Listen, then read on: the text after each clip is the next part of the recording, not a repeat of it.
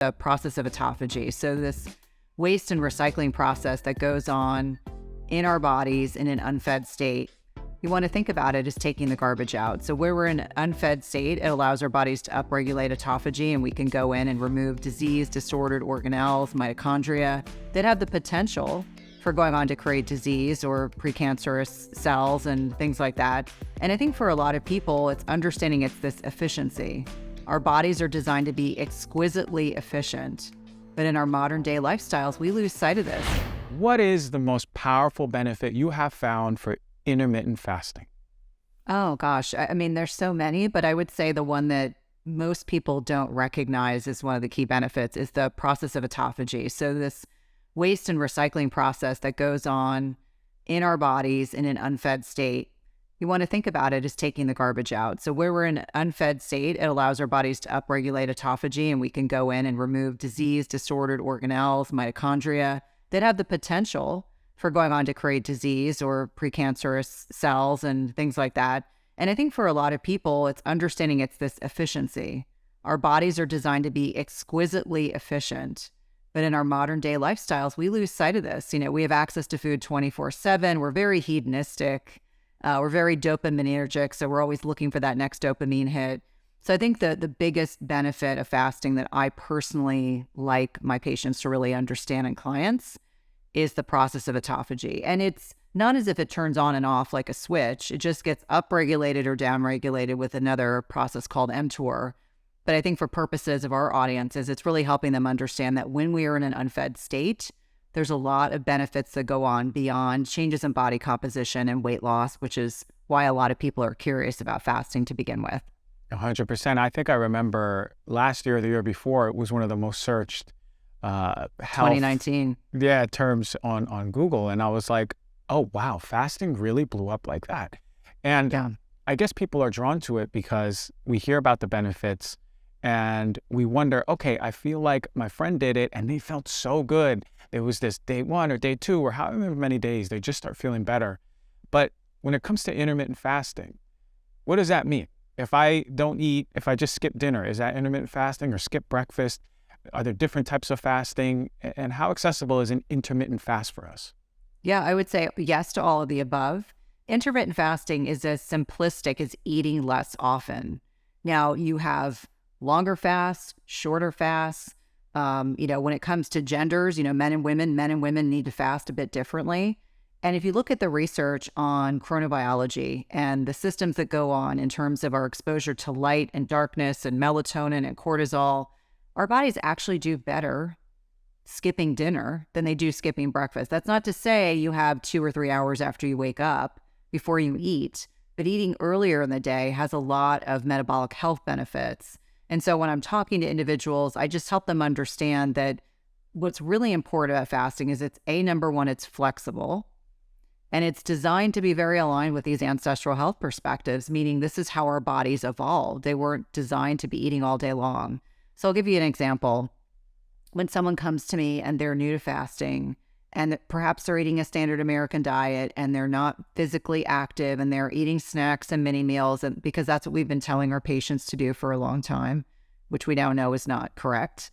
And so really helping them understand that the first kind of step as you're approaching this strategy is to understand that in order to go from breakfast to lunch and dinner, you have to remove those snacks and adjust your macronutrients so that you will not be hungry, starving. Part of the problem is, it's the way we've encouraged our patients to overeat carbohydrates and undereat protein, but it's also encouraging people to eat more frequently, which is driving some of these metabolic health issues. So when I'm kind of approaching this as a new modality, we talk about meal frequency.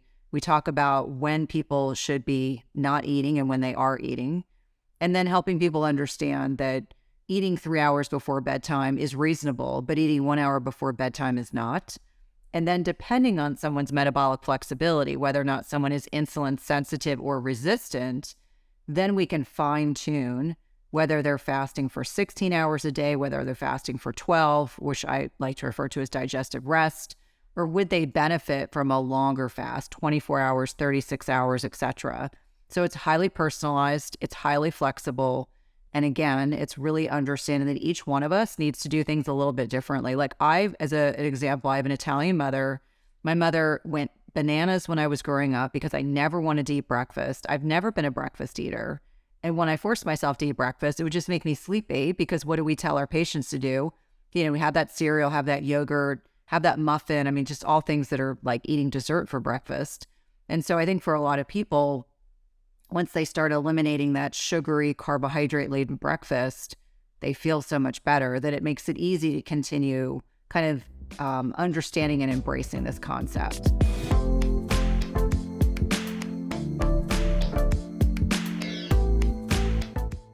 Stress is so common, it's affecting so many of us, and in today's fast-paced world, leads to various health issues, right? Health problems, inflammation, obesity, mental illness. While most of us are focused on finding relief through meditation, trips to the spa, what if the root cause of the stress is a deficiency of a key nutrient? Now, Magnesium Breakthrough is my favorite magnesium across the board. It's the ultimate magnesium supplement that offers the full spectrum of all 7 types of magnesium. And it's specifically formulated to reach every tissue in your body with maximum health benefits. Now, it's a one-of-a-kind product. It's designed to reverse low levels of magnesium, which could be causing a multitude of health issues. Magnesium was the #1 micronutrient that has been found to be depleted every single time I was practicing and doing nutrient testing. So many people, and it's because most likely we're so stressed. Stress uses cortisol, uses magnesium. But what sets Magnesium Breakthrough apart is its ability to impact the release of stress hormones like cortisol and block the activity of more stimulating neurotransmitters, leading to a more peaceful and resting state. This means that this supplement acts like a brake on your body's nervous system, helping you calm and soothe and promote a better quality of life. How are you going to get it? Go to magbreakthrough.com/DRG. Get 10% off on Magnesium Breakthrough with DRG10. And for a limited time, if you buy 3 bottles, you can get exciting gift with purchases like blue blocking glasses and more. This is for a limited time. Don't wait. Go to magbreakthrough.com/DRG.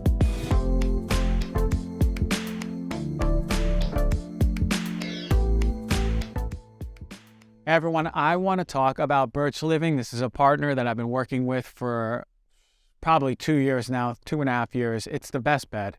It's my favorite bed. It's the cleanest bed. You know I talk about this all the time. Sleep is so important. I'm always excited to talk about Birch on the show. It's a premium mattress in the box company, and they make mattresses and sleep products that are stylish, comfortable, and environmentally conscious. They're organic, non-toxic mattresses. They're made right here in the United States. What happens is you bring them out of the box and you ain't gonna smell nothing in the air. It smells wonderful, and wonderful smells like nothing. It was important for me to choose a Birch mattress because it's made with organic and natural materials. And I know that I can sleep comfortably knowing that I'm avoiding all those harmful off-gassing chemicals from manufacturing. And Birch mattresses are Green Guard Gold certified. That is the highest standard for quality of mattress. Now, I've had my Birch mattress for about 2 years. I love it. What I love most is about how breathable it is and how cool I feel at night. And also how supportive it is and how it relieves pressure points. I feel like I'm sleeping on a cloud. And it's also allergen and mildew resistant. And it's made of raw materials sourced straight from the United States. So with your Birch mattress, you get a 100-night sleep trial along with a 25-year warranty. The best part of all this is that Birch delivers your mattress right to your door free within the United States. It comes rolled up in a box, super easy to set up yourself. I love my Birch mattress, and I think you will too. If you're looking for a new bed, check out Birch. You can click the link below or go to birchliving.com/heal-thyself and get 20% off of your mattress plus 2 free pillows. If you're looking for a mattress for your little ones, also check out the new Birch Kids line.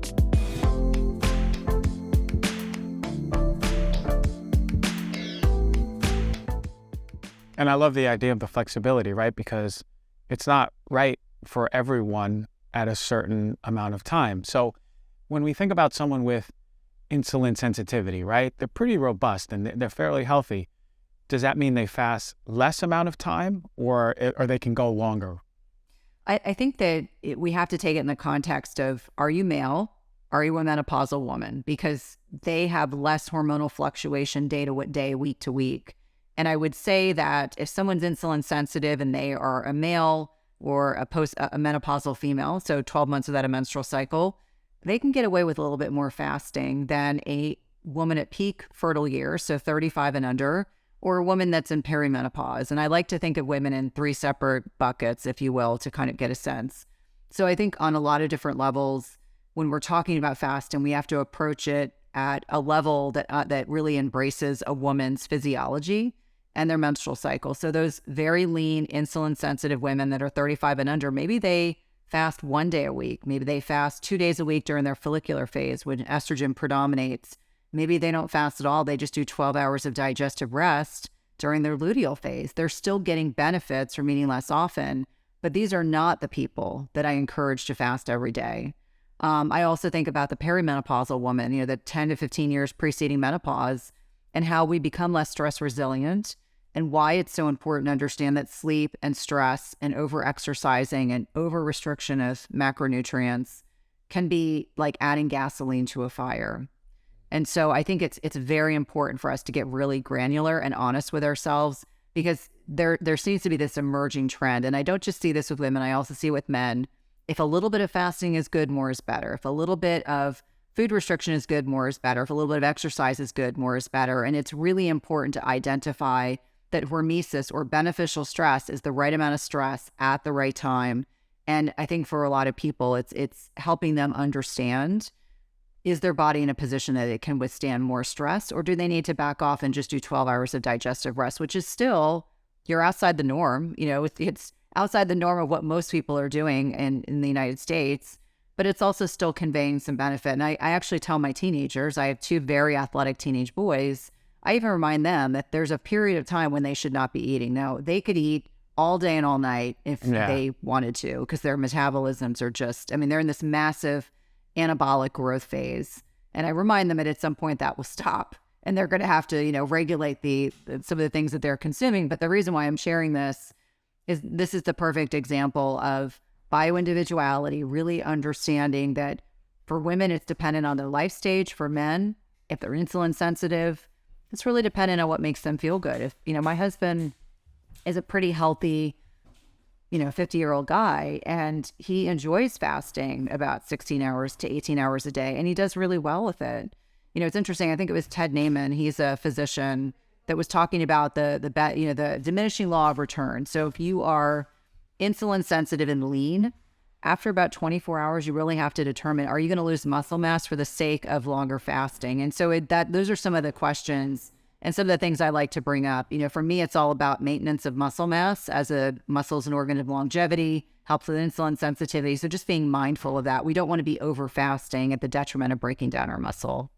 It's very powerful to think how personalized these fasting interventions can be, because when you Google, why is fasting healthy? How do I fast? You're going to just have something very blanketed for everyone.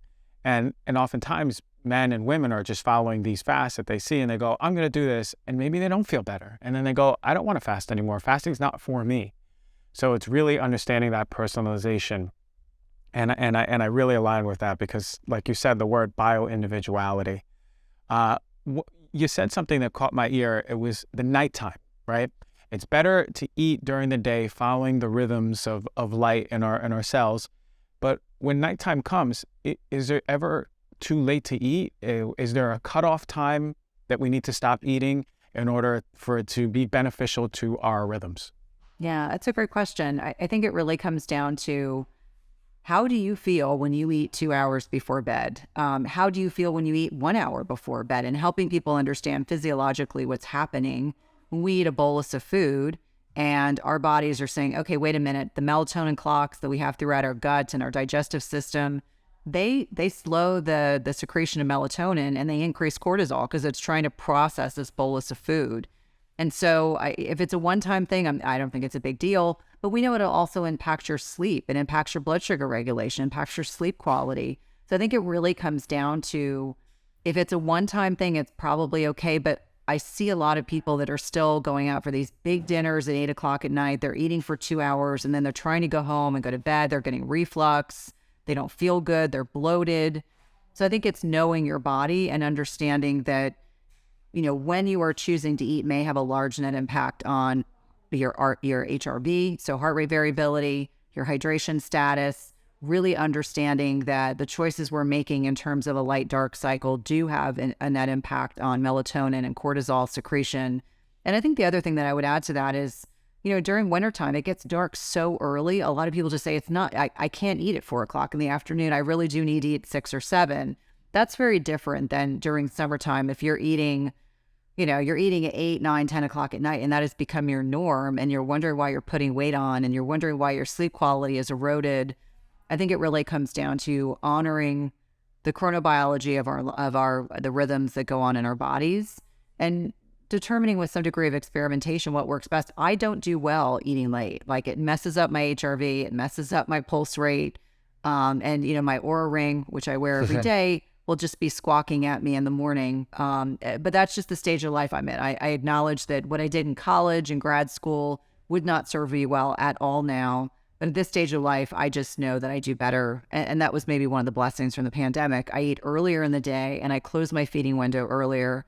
And that works really well for me. And my family's been very supportive. But I think, to your question, if you look at the research, more and more you're seeing people are suggesting to skip dinner. So maybe having a later breakfast and then having an early dinner or a late lunch in the afternoon is going to be better in terms of optimization of hormonal regulation in the body. Incredible to think, because so many of us really eat late. I mean, I remember from college, I would have dinner at like 8 o'clock, 9 o'clock, and that was okay.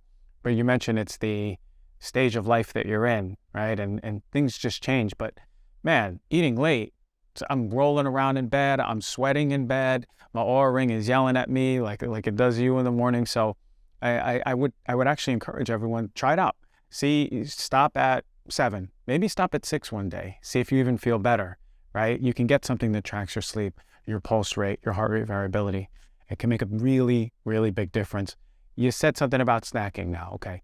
A lot of people love snacking, right? Sometimes in the middle of the day, I'll find myself in the pantry just looking for something to snack on. When it comes to snacking, is that affecting the benefits of what fasting can do in our body? Is really just like a handful of nuts going to totally sabotage those benefits? Yeah, I don't per se worry about someone consuming a handful of nuts. As you're gravitating towards adjusting your macros, so protein, fat, and carbohydrates, I help people understand that if you're hungry in between a meal, I'm not suggesting you starve. That is never the message that I want to send. But I do encourage individuals to understand that there's a certain level or quantity of protein that you need to be hitting in those meals so that you're satiated and so that you are not hungry for, 3, 4, 5 hours in between your meals. So if you have 2 meals during the day, understanding that you really shouldn't be getting hungry. But if you're new to removing snacks and adjusting your macros, that may happen.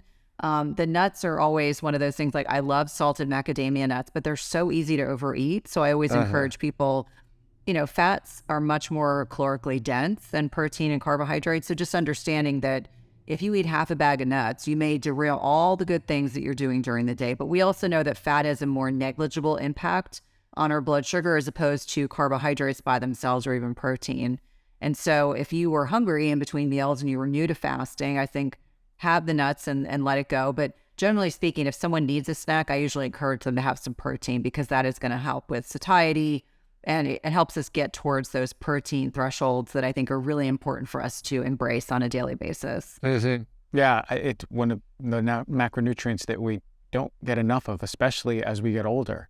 I know a lot of populations over 50 who are definitely not eating enough protein. So essential. And you mentioned about the importance of muscle longevity. Muscle as a hormone, it's really, really important. So I love the idea of just grabbing some protein quick snack, whatever it is that you have, if you are snacking. So I want to look at the intermittent fasting as a whole. I want to know different parts of the body, what's happening. How is this intermittent fast benefiting me? Let's say I stop eating at 7 o'clock. I wake up in the morning and I don't eat till 10 or 11. What's happening in my body? Yeah, that's a great question. I think, on a cellular level, so if you're going 16 plus hours, you're getting some upregulation in that waste and recycling process. We know that your biophysical markers, your blood pressure, your blood sugar. All right, let me just back up and say, ideally in a insulin sensitive individual who is metabolically flexible, their body can utilize carbohydrates or fats as a fuel source. So in a metabolically healthy person, we're going to get improvement in biophysical markers, blood sugar, insulin. We know that when we're in an unfed state, our body is going to ensure that we're going to keep our insulin levels low, which allows our body to access stored fat, fatty acids, to use as a fuel source. So we're going to get, brain clarity. When you get up in the morning, you're going to feel great because your body is using stored fatty acids and ketones in particular. There are specific ones that diffuse across the blood-brain barrier, BDNF in particular, allows you to have incredible brain clarity. Your cognition is going to be improved. You think about just from a level of a reduction in inflammation in the gut, a reduction in the body systemically, but also particularly in the gut microbiome in this unfed state where you're going to get upregulation and transmission and production of those healthy neurotransmitters that make us feel good, serotonin, dopamine, etc. I also think about on a lot of different levels when we're in an unfed state, there's a reduction in oxidative stress. And so oxidative stress and inflammation go together. I always like to remind people acute inflammation is good, chronic inflammation is bad. And for many people that are transitioning from, being in their pre-fertile years into perimenopause, andropause, menopause, this is a time when we start heading into what I like to think of as a disease state, because we're having so many diffuse changes in hormone regulation in the body that can really contribute to what's going on. Typically your cortisol should be lower because you have these counter-regulatory hormones that are kind of stepping in to help suppress hunger. When you are in an unfed state around 1 a.m., you'll get a peak if you're a man in growth hormone and also testosterone. In a woman, peak in growth hormone and also some estrogen. But I think it's important for people to understand that this unfed state is really where the magic happens. And it's less about changes in body composition and less about weight loss and more about the things that are quietly going on underneath the hood, if you will, and helping people understand that it's the cumulative day-to-day. It's not just one day that does this. It's cumulatively over time, the improvement in blood pressure, the improvement in your lipids and your triglycerides and your LDL and your HDL. I've seen people that have been cured of diabetes and insulin resistance just by eating less often and adjusting their macronutrients and getting higher quality sleep. I think that's really important to mention that, I always remind people that if you want to lose weight, you have to sleep through the night, and many middle-aged people don't. I know your population that I'm speaking to are a little bit younger, but helping people understand that physiologically there are things that start changing in the body around 35 to 40 for most women that can impact their sleep, and helping them understand that the fasting can be very beneficial. Also regulation of leptin and ghrelin, so these key satiety and hunger hormones that are better regulated when we're getting high quality sleep and we're properly feeding and fueling our bodies and giving our bodies opportunities to rest. You broke it down. You gave me the whole breakdown. I love this. One thing that really attracts me is the brain, the clarity, the focus. So let's say somebody they're doing a big lecture, right? This person or I have a big presentation at work. Would it be smart for that person to eat a early dinner, and I know it's bio-individual, but eat an early dinner, sleep, not eat in the morning, and then do the presentation? Or should they be eating for that big thing that they really need to use their brain? You're going to ask me personally, and I'm going to say that I typically do all of my talks fasted because I do feel like the mental clarity is really a huge bonus, unless I'm talking later in the day, and then I might actually want to eat a meal. I think that it can be dealt with a couple different ways. Number one, you can be fasted and feel great. Number two, sometimes exogenous ketones can be a fun way to give your body a little bit of, you're giving your body a little bit of you're giving your body some ketones, which is another macronutrient. Technically you break a fast because there's some degree of calories, but it's with the intention of fueling the brain, really helping to optimize things. Number three, you could eat, but you would really want to make sure you're having protein and some healthy fats, or protein and the right types of carbohydrates. So I think it's very individual. Some people, they feel very uncomfortable thinking about fasting until 1 o'clock in the afternoon when they have a talk. Yeah. Other people might say, it's just so much easier. I don't have to worry about eating before I speak. And that's generally my methodology that I really feel a whole lot better. In fact, when I was in the crush of the book launch, almost all the podcasts and media that I did completely fasted because I just felt like I was sharper. I was on top of those details. I was not struggling to find words. And I think for a lot of people, there's a degree of experimentation, and that's totally okay to find out what works best for them. But more often than not, when I encourage my clients and patients to attempt to do some of those meetings or those talks or those podcasts in a fasted state, they feel really good. They're actually surprised. And because those counter-regulatory hormones are upregulated, so norepinephrine, epinephrine, it suppresses your hunger cues. So you may just be thirsty. And certainly I encourage everyone to stay really well hydrated and consume electrolytes in a fasted state, but they're not hungry. And that's a really important distinction. Yeah, which makes sense, right? So before you do that, make sure you're drinking enough water, get electrolytes, but the norepinephrine going up, you're going to be focused, right? You're going to be like, okay, I'm in here and I'm not stumbling on my words or in this big presentation that I'm doing for work. Really cool. I always wondered, okay, if you have something big coming up, is it best to eat or not eat? So I think you answered it very clearly.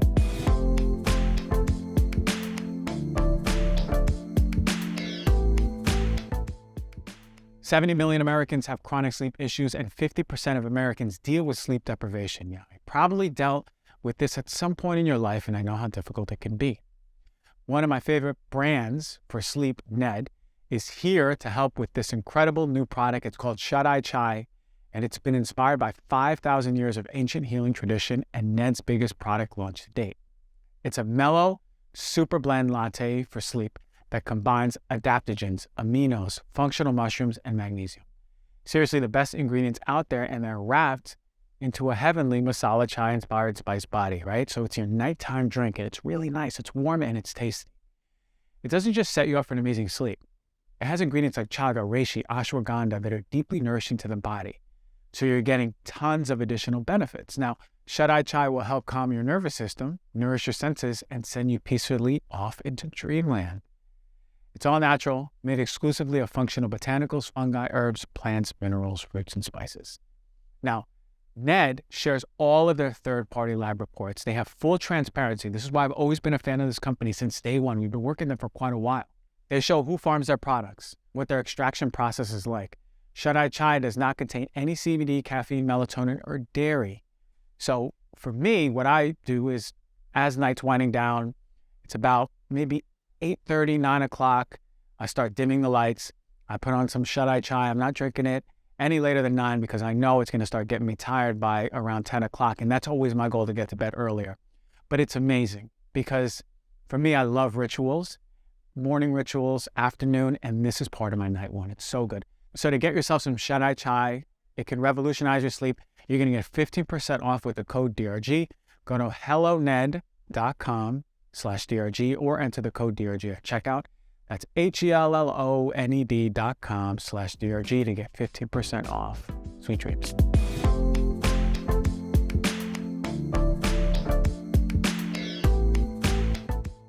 Ladies, I know it can often feel like health can be overwhelming and there's so much information out there. And part of what we try to do on this channel is give you access to research-based information that goes into more depth of what you can find online. But still, there's millions of women out there suffering from confusing health issues, and what you can just get online is usually not enough. So to reverse these health issues, it usually takes a level of precision you can only get when you have personalized tests, one-to-one working with holistic doctors. And as a doctor myself, I wish I could see everyone who listens to this podcast, right? Each of you across the table, one-on-one, do all the individualized testing and help you reverse all of these health issues that so many of us are suffering with. And while I can't do that, here's the next best thing. Wisdom. It's one of my favorite new health companies, and they focus specifically on women's healthcare, specifically complex health issues that conventional medicine oftentimes ignores, like hormone issues or autoimmunity. Wisdom doctors can help you get advanced functional medicine tests like hormone tests, vitamin, nutrient tests, inflammation tests, gut microbiome tests, and more. And they can see clients anywhere in the country. Their doctors are completely holistic and use an approach similar to the ones that I've been using over and over in the years that I used to wear that white coat. So for more information, visit wisdommedicine.com today and use the promo code Dr. G for $100 off a testing package.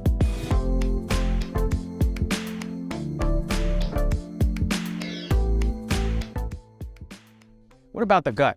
There's a lot of people who go, okay, look, long-term fasting, maybe 5, 6, 7 days, you're going to see big changes in the gut. Do we see something similar in intermittent fasting? Well, it's interesting because I'm obviously very interested in the research about the gut microbiome, and we know that the small intestinal lining is only 1 cell thick. And we know even with shorter fasts, you're still getting some degree of repair of that lining. We know, as you stated appropriately, with longer fasts, you get some stem cell activation, you get telomere improvement. So the longer the fast, the more gut microbiome building you will get. But I still believe fervently, if we're giving ourselves a degree of digestive rest and we're allowing the migrating motor complex and other physiologic, machinery that is in the body to really be optimized, I do think there's a lot of benefit. And the migrating motor complex is one of these like nerdy things that I just love to talk about, that it helps people understand why we really want to wait 4 to 5 hours between a meal, so that our body has this little janitor system that's pushing debris and parasites and things that don't belong, pushing it forward so that it's propelled outside the body. And we can't do that if that doesn't work properly or efficiently if we're eating more frequently. So yes, I do believe there's that reduction in inflammation, oxidative stress, improvement in some of those biophysical markers with the gut microbiome in particular. And it's interesting, the more we learn about the gut microbiome, and certainly when I trained a long time ago, we knew just very little about it. But the more I understand about the mechanisms between bifidobacteria and Akkermansia and all these other bacteria, they really do better even in terms of communication with one another, when we're allowing our bodies to not be in this overfed state, which is, unfortunately, that's the status quo right now. Yeah, big time. And we are suffering from it, and we're seeing all of these diseases arise. Migrating motor complex is my favorite nerdy thing. And it is, and it's the thing when actually I find a lot of people who just stop snacking, their gut starts feeling better so fast, and they go, wait, was it just the snacking? Well, yeah, it's a big part of it. And it draws me to like, the next part of it is like how we become so addicted to this food. We have an addiction to even just eating. And sometimes we're just eating because not even we're hungry. There's just an association, like you said, dopaminergic connection that we have. And it's played by so many things in our life over and over, right? And we're on our phone, we're getting really quick gratification. Of course, we just want to just get our hands on some food, right? And that addiction piece is really big. Have you had clients really have that food addiction and then through fasting start breaking away, making space for some healing? Yeah, well, I think what I would say is when women present themselves, because I work exclusively with women, and they identify that they've had a disordered relationship with food, whether it's anorexia, bulimia, binge eating, the first thing I say is, whomever you're working with, let's make sure that they feel that the work that you're doing with them is putting you in a position where it would be healthy for you to eat less often.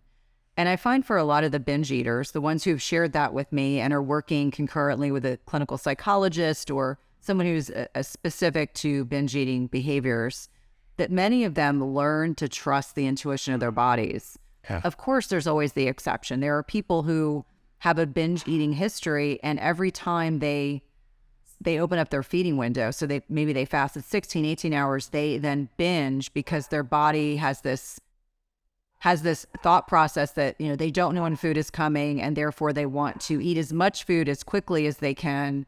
And I think on a lot of different levels, it's really knowing ourselves. And I have no problems with people trying intermittent fasting that have those histories, but I think we have to be really clear and honest about, are they healed? Are they in a position where they feel like they're triggered to binge, or they're triggered to restrict more? Or are they bulimic and they're eating and then they're purging, and this is triggering those behaviors, those maladaptive mechanisms? So yes, there are definitely the women who've shared with me that fasting has helped heal them, but I've had just as many that have said, I can do 3 meals a day and not snacking in between, but I cannot go 14, 15, 16 hours. It just gives my brain this thought process. Okay, I think on a lot of different levels, it's really about knowing ourselves and knowing how much stress can we ask our bodies to withstand?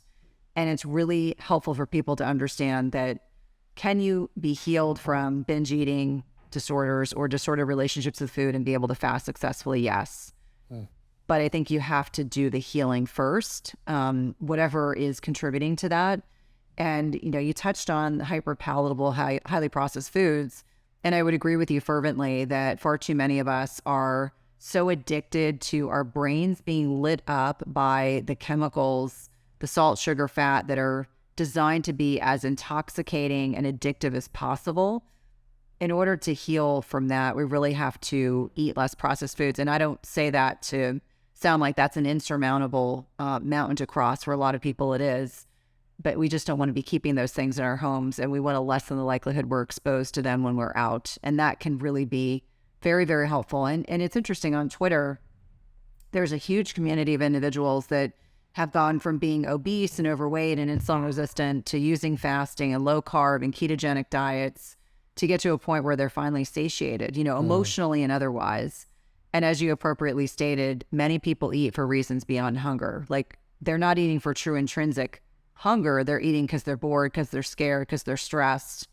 And certainly coming off the pandemic, I think a lot of people have experienced that when they felt like there was nothing else they could do. It was like, okay, at least I can find comfort in the bag of chips, the ice cream, etc. Yeah.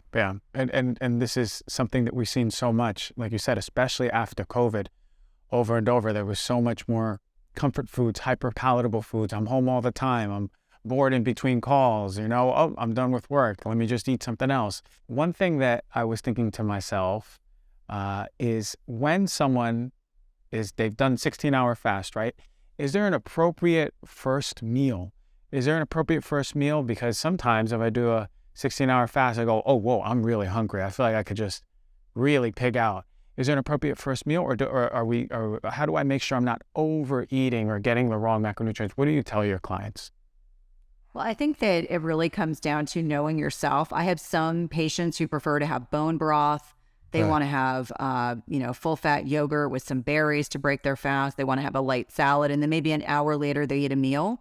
I'm of the belief system, if I'm sitting down to eat a meal, I'm eating a meal. So it's either protein and fat, and in some instances, the protein and fat are together, salmon, steak, ribeye, etc., or protein and the right types of carbohydrates, the unprocessed variety. And I think for many, many people, I really encourage them to do a bit of trial and error. What makes you feel good? What gives you energy? I personally eat 2 meals a day. So when I sit down for that first meal, I don't want to just have a protein shake. I don't want to just be grabbing a piece of fruit. I want to actually sit and eat a meal. I think that is part of the problem for a lot of people, is they eat on the go. And so they never actually physiologically are in the right, they're not in the parasympathetic side of their autonomic nervous system. They're in their sympathetic, where their bodies are not going to detoxify. They're not properly going to be able to digest and break down their food because they're doing mindless activities. Maybe they're driving in their car, they're feeding their kids, and they're trying to eat a meal. So I do fervently believe that there's a bit of bio-individuality, but really wanting to make sure that your first meal is 40 to 50 grams of protein at a minimum, and experimenting to feel like what feels best. So if you have that bone broth and then an hour later you have a meal, great. If you decide you want that, full fat Greek yogurt with some berries and some nuts, great. And then you're having another meal. Or just sit down and have a meal, and a real meal, protein, veggies, and fats or carbs, depending on what you need.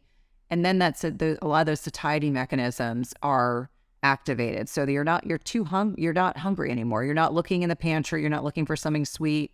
You're like, I'm satiated. I feel good.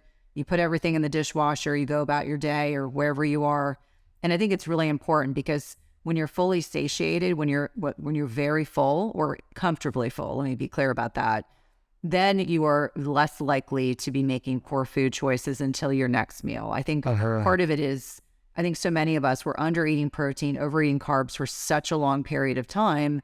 No wonder an hour later we're looking for the granola bar or a protein bar, or we're looking for a Snickers bar in the middle of the afternoon, or soda or a coffee. And it's because we have so much blood sugar dysregulation, versus making sure you're hitting those protein macros so that you can ensure that when you get to that point where you're breaking your fast, you're going to have success for the rest of the day. Mm. And for you, you say 40 to 50 grams of protein is a good number to go by for. That is, although, if I ask women to track their macros, sometimes when they track their macros, they realize they're having 20 grams, maybe 30. And so I Right, encourage right. them to slowly start increasing their macros up so that they will get to that point. So they're aiming for no less than 100 grams a day. And for people that are listening and say, there's no way I'm getting close to that, that's okay. It's something to work towards. But I think a lot of my work is really focused on helping people understand that muscle is this organ of longevity and that we want to maintain muscle mass. And one of the ways we do that is hitting those protein macros, lifting weights, and getting good quality sleep. So I'm getting a little bit ahead of myself, but it's one of the reasons why it's such a large focus of my work, and helping people also understand we start to lose muscle mass north of 40. It's something called sarcopenia. It's not a question of if, but when. So you have to work against what is, what is going to happen if we're not working against it. So understand we build peak bone and muscle mass in our 20s and 30s. And for a lot of individuals, and I'm going to speak to women when I say this, many women are on oral contraceptives from their teen years up until when they decide to get pregnant. And this keeps women in a low estrogen state where they lose out on the ability to continue to build more bone when they're younger. And I'm seeing women in their 40s and 50s that we do a DEXA scan, which is an evaluation of, looks like not only at bone mass, but also muscle mass. And all of a sudden they're like, why am I osteopenic? Why is this happening? And so again, it goes back to that. It's really important that we're proactive about maintaining muscle mass, bone mass, and again, going back to the protein, the lifting weights, the high quality sleep, like 3 areas that I think are important, and goes back to the fasting. This is why I think it's important that you're getting at least 2 good sized meals in every day in your feeding window. I'm not a fan of sustained OMAD. I know there's probably someone out there who doesn't like to hear that, but it's because more often than not, people, men and women, cannot get enough protein into their feeding window to be able to maintain that lean muscle mass. Man, I'm so inspired. Listen, I did a little fast in honor of our talk today. I think this is probably hour 17, right? Awesome. And it's usually longer than I go. I usually go about like maybe 14. But I'm feeling good and I'm feeling hyper focused. So the benefits are real. Please tell me about this book that I see right behind you, and the giant book, Intermittent Fasting Transformation. What are we going to find in it? Yeah, it's a great book that I'd created a program probably 4 years ago, about a 45-day program where it's designed for women. Obviously, that viral TED Talk was kind of what started this whole kind of movement, but it walks women through how to fast for their physiology, how to fast for their menstrual cycle if they're still getting a cycle, how to fast in perimenopause and menopause, and gives you the science behind the why, and also gives you a day-to-day plan, as well as over 50 recipes that were created by this amazing chef, Beth Lipton, that were designed to be able to hit those protein macros and to be able to, facilitate the understanding that, yes, we can challenge our bodies. Like maybe one day out of the month you do OMAD, or maybe you do one longer fast, depending on what your needs are and what your goals are, but helping people understand the why and the science behind it and allow them to have an accessible book. It's kind of like having me in your pocket. A really nice way for people to be able to honor their bodies. And when men reach out and ask, do you have a book for men? I always say, just follow the menopausal women, because that's it. The hormones of men and the hormones of menopausal women, there's not as much fluctuation. And so it's a really great opportunity to, embrace this. And it's the first book written for women by a female clinician. And so I'm really proud of it. I've gotten a lot of amazing feedback, and something I'm very grateful to have been able to do. And I'm grateful that you're bringing it to the people, right? We need this information big time. And I love that it's just not a big blanket and says, here's fasting, here's 3 types of fast you do for everyone. But it's really, put together and has the program. And for someone like me who needs recipes, because that creativity is not coming out in my dishes, that's perfect. That's amazing stuff. And where do people find you? How are we going to find you now? Yeah, probably easiest to start with my website. So www.cynthiathurlow.com. You can get access to me on Instagram, which is probably where I'm most active. I'm a little snarky on Twitter, so be forewarned. And I have a free Facebook group called the Intermittent Fasting Lifestyle / my name. I have 2 podcasts, Everyday Wellness Podcast, which is consistently ranked as a top iTunes nutrition podcast. I'm very proud of it. It's one of my favorite things that I do. And I currently co-host the Intermittent Fasting Podcast with Melanie Avalon. And so many, many opportunities to connect with us, whether it's the book or on social media. And everything is housed on my website. So you can just go there and find out more about me and programs that I run and my team and all the amazing work that we're doing to help women embrace the whatever stage of life you're in. Mm-hmm. Beautiful. Listen, you stay busy. You are a busy woman. 2 podcasts, all the social media. You got a book over there. I honor that. And I got all the love to what you're giving to the world. It's just so powerful. I can't wait to get on your Twitter and look at these snarky posts. I really, I know you're from Jersey, so I'm not gonna be surprised, but I can't wait to just be entertained. Thank you so much for everything you're doing in the world, for taking the time, sitting down, and having this awesome conversation on intermittent fasting. Thanks so much. It's been a pleasure.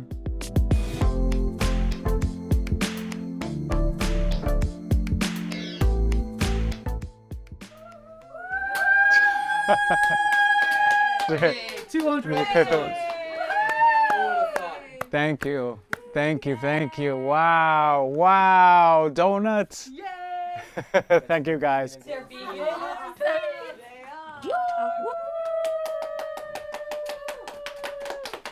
Thank you, everyone. I guess I'll speak now. Well, from episode 1 in Refinery 29 on the corner, and I was so nervous that I had no saliva in my mouth, and I was like, health and melatonin, and to the point where I feel so comfortable that I want to be in front of the camera. Thank you, Louis, for really wanting to do this for the health of the people, and you seeing that within me. And all of you, thank you so much, everyone who's been doing this. You guys, I really do appreciate this. We're doing a lot for the world. A long way from this picture where we had a vision together to do something in this world, and we're really doing it. So thank you, Louis. And everyone. Love you, buddy. Love you. Thank you. Wow, what a set. These are gluten-free vegan? Yeah. Okay, fantastic. Let's dig in then.